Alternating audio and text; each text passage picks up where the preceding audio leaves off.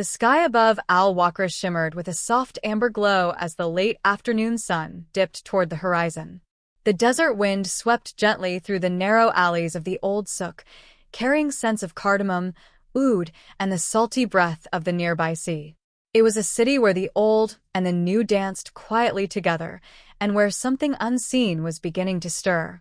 Youssef, a quiet 17-year-old from the small inland village of Al-Jomail, stepped off the inner-city bus with a suitcase in one hand and a battered leather satchel in the other. He had never seen the coast before, and the vastness of the gulf beyond the fishing port took his breath away. Al-Waqra would be his new home, at least for the next year, as he studied mechanical engineering under a scholarship program at the Technical Institute. But Youssef wasn't just here to learn. He had questions about the strange dreams that had haunted him for months. Always the same, a voice whispering his name, calling him to a structure hidden beneath the sand, always somewhere near water. The dreams had become more vivid ever since he received the acceptance letter to study in Al-Waqra. And now, standing in the glow of the evening sun, he felt it again, that same whisper deep in his bones. His host family, the Al-Murads, greeted him warmly. Fatima, the eldest daughter, showed him to his room upstairs, where sunlight streamed through wooden lattice shutters. The house stood near the edge of the old town, not far from the sea. From his window, he could see the silhouette of the centuries-old Al-Waqra watchtower. "You'll get used to the breeze," Fatima said with a kind smile. "The sea speaks to those who know how to listen." That night, as the house fell silent and the call to prayer faded into memory, Youssef lay awake. The walls seemed to pulse softly. Shadows shifted, though there was no light to cast them. He heard a soft humming, not in his ears but in his mind. The whisper came again, clearer this time, almost like a language he didn't yet understand. The next morning at the institute, he met two other students, Hamad and Layla. Hamad, sharp and endlessly curious, was a robotics enthusiast from Dukhan. Layla, calm yet intense, had transferred from Doha after an incident at her former school she never spoke about. Both were drawn to Youssef, though none of them understood why. Not yet. In their workshop, Layla showed them an ancient circuit board she'd found near Zabara Fort on a school trip 2 years ago, one etched with markings no one could decipher. She always kept it with her, hidden from the teachers. When Youssef touched it, the markings glowed faintly. None of them said anything at first, but they all felt it. That night, Youssef returned to his room and found an envelope under his pillow. No name, no stamp. Just a small note that read, "It's beneath the market. Ask no one." Midnight. Outside, the wind picked up, and in the distance, beneath the calls of seagulls and rustling palm leaves, Youssef could swear he heard it again. That voice, calling his name. At exactly midnight, Youssef slipped out of the Al-Murad household. The streets of Al-Waqra were quiet, bathed in moonlight, the breeze from the sea carrying a strange, metallic scent. He made his way through the narrow alleys toward the old market, the souk, which now stood mostly abandoned at night, its stalls closed and lanterns dimmed. As he approached, a cat darted past him, hissing. Then he saw it, a flickering blue glow seeping through the cracks of a stone tile near the dried fruit stall. He knelt, brushing away dust. There, embedded into the ground, was a small metal disc, pulsing faintly with the same markings that had glowed on Layla's circuit board. Youssef looked around. The souk was silent. He pressed the center of the disc. With a low hum, the stone beneath his hand shifted, revealing a narrow staircase spiraling down into darkness. No hesitation. He descended. The walls grew colder with each step. Strange symbols lit up faintly as he passed. At the base of the stairs, he entered a small chamber carved from stone and steel. There, hovering in the center, was a sphere, metallic, weathered, and humming softly. It looked ancient, yet impossibly advanced. Then it spoke. "You are the third." Youssef staggered back. The voice wasn't spoken aloud. It echoed directly in his mind. "You carry the memory of what was lost. The echo knows you." Before he could respond, The sphere shut down, and the chamber lights dimmed. The next day, Yusuf returned to the institute, eyes bloodshot, hands trembling. Hamad noticed immediately, and after a hesitant glance at Layla, Yusuf told them everything. Layla didn't even blink. Instead, she reached into her backpack and pulled out a small metal shard. It was shaped like a wedge, with the same glowing marks. "This came from the same thing," she whispered. "We're not the only ones searching." Hamad looked pale. "The circuit, the dreams, the sphere, this isn't just old tech. This is something buried for a reason." They agreed to return together the following night. But someone had been listening. Far above them, in the shadows of the library's observatory, a man in a dark thobe adjusted a thin headset and whispered into it. "They've found the first node. Begin containment." At midnight, the trio returned to the souk. But this time, the metal disc was gone, completely vanished, as if it had never existed. The stone tiles were undisturbed. Yusuf stared in disbelief. "It was right here," he insisted. Layla crouched, pressing her palm to the ground. A low vibration pulsed under her fingers. "It's moved," she said. Or been moved. They searched nearby alleyways. Behind the old spice shop, Hamad spotted a faint trail, marks in the sand that glowed ever so slightly under moonlight. They followed them out of the souk, across a quiet street, and into a narrow corridor between two crumbling stone walls. There, behind an old wooden door, they found it. The same spiral staircase, as if the entire chamber had somehow relocated. Inside, the sphere hovered once more, brighter now. But it wasn't alone. Two more figures hovered beside it, identical spheres, silent but pulsing. "You are the three," the voice echoed again. "The pattern remembers you." A beam of light shot from the center sphere, embedding itself in the wall. A map began to form, fragmented, ancient, and constantly shifting. It showed 3 points, one beneath Al-Waqra, one near the oil fields of Dukhan, and one deep within the dunes south of Al-Khor. Then the sphere dimmed.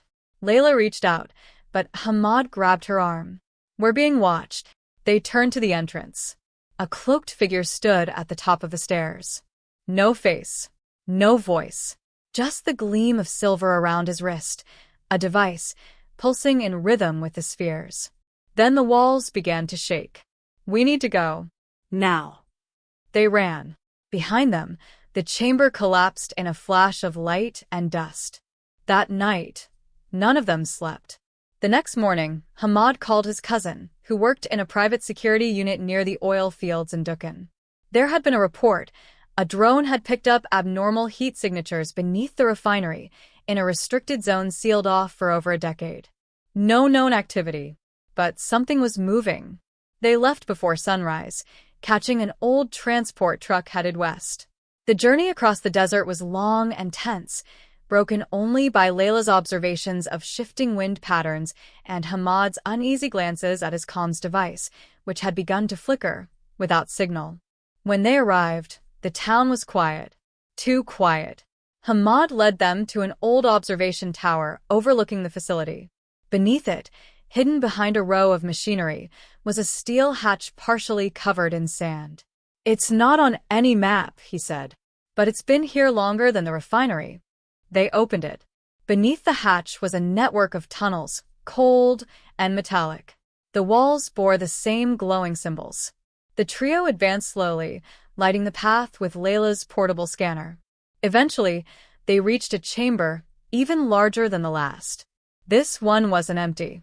A figure, or what once had been, lay slumped against the wall. Its skin had turned to a grayish shell, metallic in places.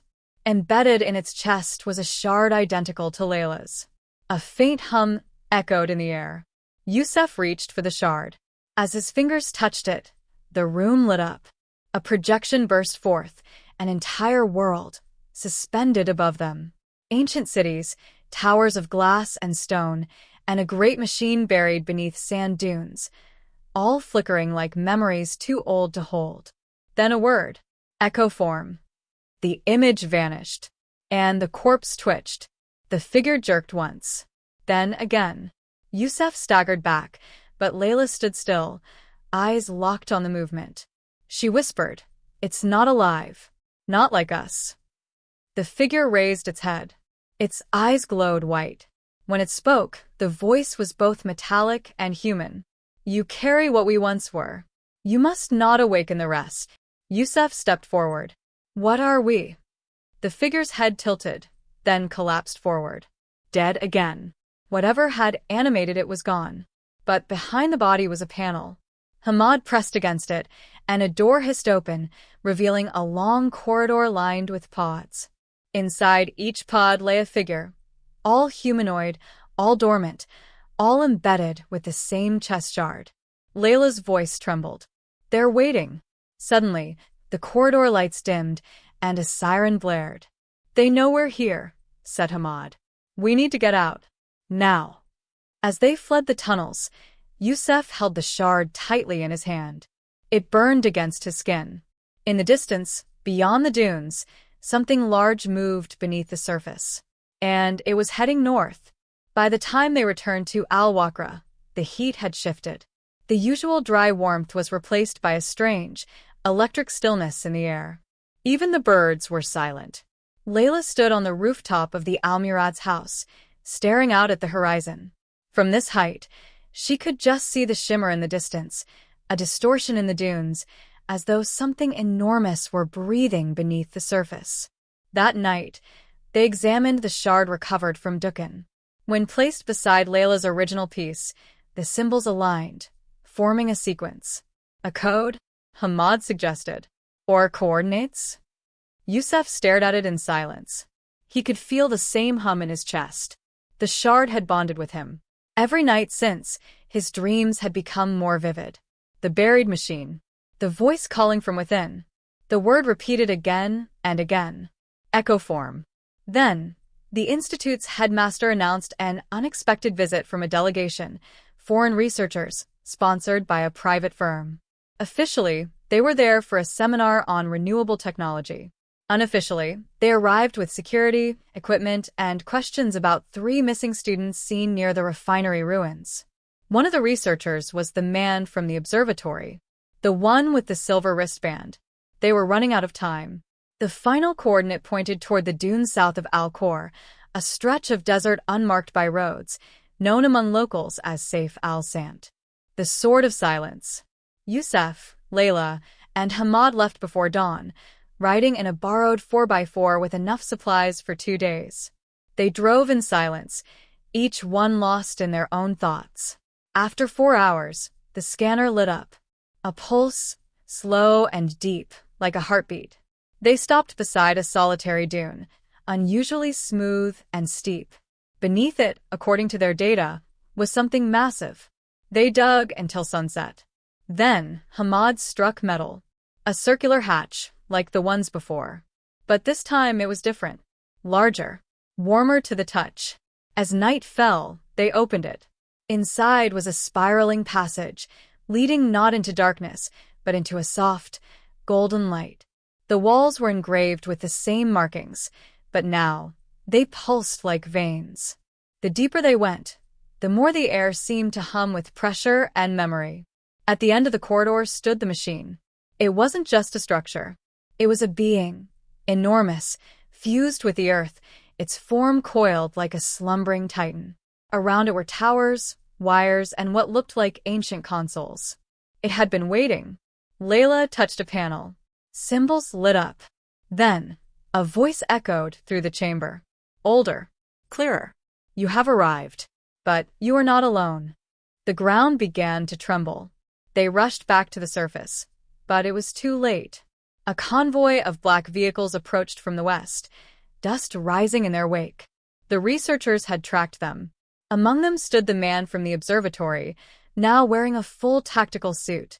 On his wrist, the silver device flickered rapidly. "You opened the final chamber," he said calmly. "You shouldn't have." Layla stepped forward, blocking Yusef. "It belongs to this land, not to you." The man smirked. "It belongs to no one. It is the last remnant of a failed age, one that we intend to erase." He raised his hand. Suddenly, Hamad screamed. He fell to his knees, clutching his chest. The shard in his pocket had turned red hot. He's activating the failsafe, Hamad gasped. They've built a way to shut us down. Yusuf took the shard and ran. Behind him, Layla shouted something, then silence. He fled into the dunes, deeper and deeper, until the wind swallowed all sound. Only the shard remained warm in his grip, glowing in rhythm with his heartbeat. He wasn't just carrying a key. He was becoming part of the machine. Yusuf reached the chamber alone. The air inside had changed. It was alive now. The slumbering machine had awakened. Lights danced across its coils. Ancient texts rearranged themselves in glowing columns. He stepped forward and placed the shard into the center console. A pulse spread outward. The chamber shook. The air bent. You have accepted the memory, the voice said. You are now the vessel. Then, the walls of the chamber split open, revealing a hidden network, miles of metal veins stretching across the desert, buried beneath towns and ruins. Every node they had visited lit up in sequence. Outside, the earth groaned. The convoy tried to retreat, but it was too late. Towers rose from beneath the sand. Not weapons, but beacons broadcasting something far older than language. A call, and something answered. High above the desert, a massive shape moved beneath the clouds, silent, sleek, like a ship not meant to fly. The true echo form had arrived. 3 weeks later, Al-Waqra returned to its quiet rhythm. The incident in the desert was explained as a geological shift, followed by a minor military exercise. The researchers vanished. Their equipment confiscated. The man with the silver wristband was never seen again. Hamad recovered, though he would never speak of what happened in the chamber. Layla moved to the northern coast, near the ruins of Zabara. She said she needed to be closer to the sea. As for Yusuf, he was gone. Some said he disappeared into the dunes.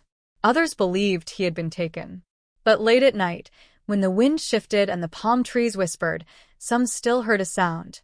Not a machine, not a storm, but a voice, a whisper, a memory of what once was and what might one day return.